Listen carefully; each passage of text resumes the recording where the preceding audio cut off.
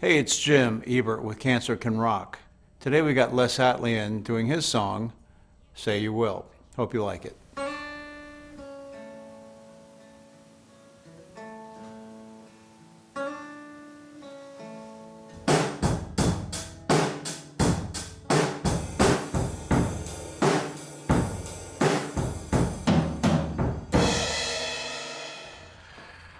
Hey Les, how are you? Pretty good. Yeah. Thanks for coming in today. It's my pleasure. I know it's a little tricky. So we got the song. What's it called? Say You Will. And what does the song mean? Well, I'll tell you how it came about. One of my groups, if you will, was a duo called Crumpled Hat. Okay.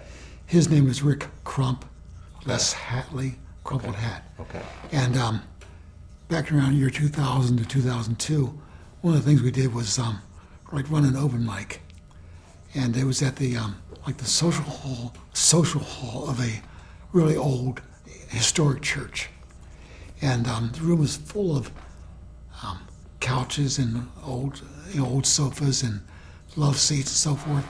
And so, every month we do this, and Rick and I would start off and I'd be up front and watching people, and after a while it occurred to me what they were doing. They were sitting in these love seats, and couples, arms around each other, not getting all crazy. They were just in a peaceful love feeling. And it's like the words of the song kind of came generally from that. Like they could have said, looked at each other, "Say you will, stay with me," and that's how the song came about from that.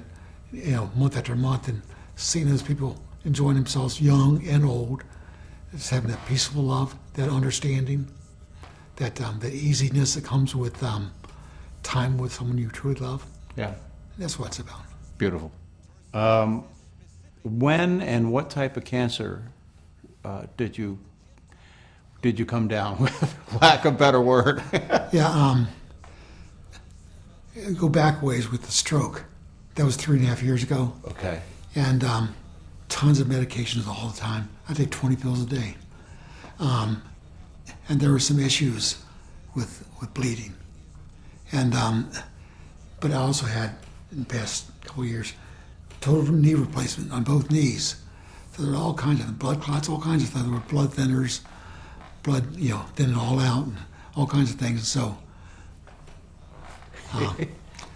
we would have some issues sometimes with bleeding, and then they would go away, usually when the medications were calmed down. Okay. And then, but it didn't go away. And not to be gross, but on March 19th, I think it was, woke up in the morning, my wife and I knew we had to get me to the emergency room. And we did, and spent the next 2 days in the hospital, and they did biopsies and all kinds of stuff. That stuff hurts. And they wanted to get me on chemo right away. And so we did. And it's colon cancer that had, you might have to say this word for me, metastasized. Metastasized. Yeah, with a stroke. Words, I got the words in my mind. The words get into my mouth. All right. My jaw determines whether they get out. I understand. And so, I forgot what I was going to say. We got on chemo right away, and that was some nasty stuff. It was colon cancer that metastasized to the liver, and so we're treating it all. And we started the chemo, and didn't know how bad it was, and did that for 3 months,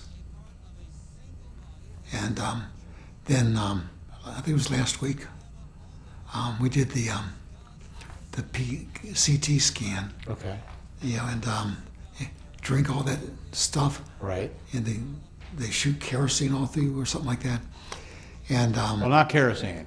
it seemed like it. Okay. Okay. All right. Fair enough.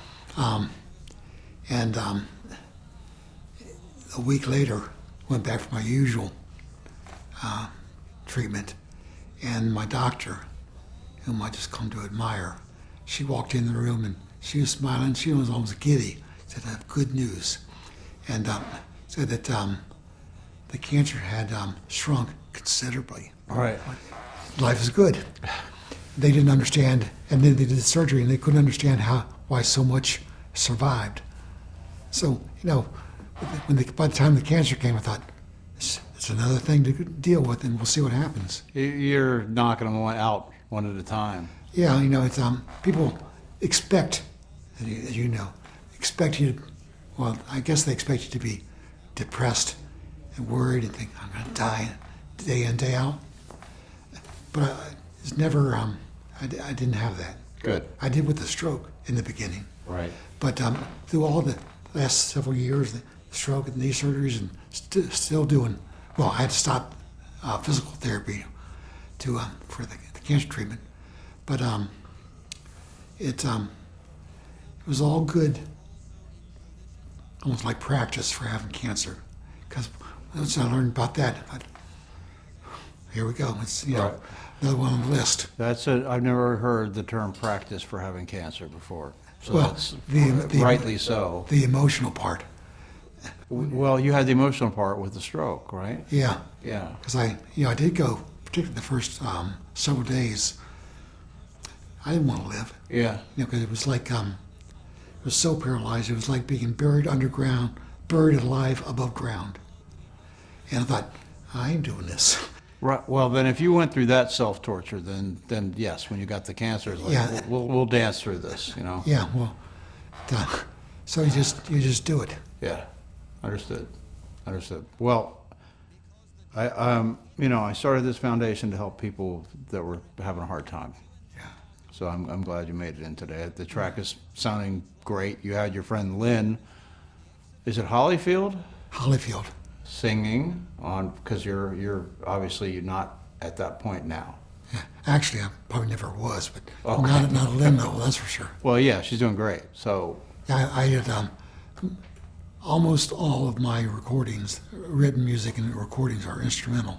okay, Just a rare vocal. all right, got it. Well, I think it's sounding great, and I want to thank you again for getting in here today, because I know it took some effort. It's my pleasure. All right, man. Thank you. Thank you much. Yeah.